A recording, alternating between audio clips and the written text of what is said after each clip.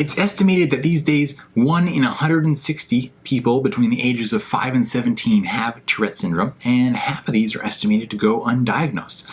There's no known direct cause. There's different suspicions about different possible causes, and it's heavily suspected that it may be influenced by an imbalance of serotonin and dopamine. So some neurotransmitter testing could potentially shed some light there if that happens to be the case in this particular situation. Stress is also a huge part of the equation here, right?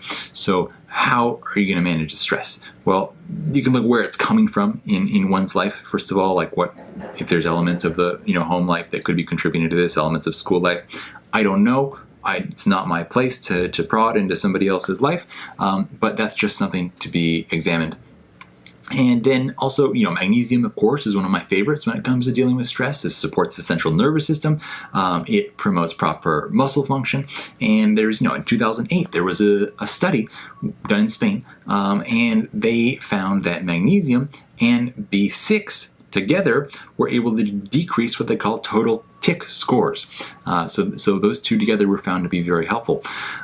B vitamins are also very good. They use B6 in that study, and B12 can be especially helpful with the various associated factors. It can help with depression and anxiety. It can help improve concentration and cognitive function. So make sure B12 levels are in a good place.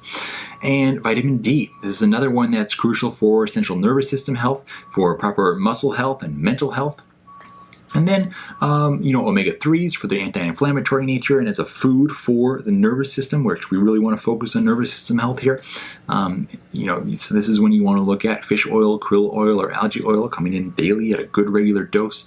And then generally, explore mind-body relaxation methods. There's so many, from, guided breathing to meditation, different kind of things. You can see it's a kid, right? So you got to figure out what he's going to be okay with, maybe a little bit of yoga, maybe a couple of minutes of guided breathing, something like that.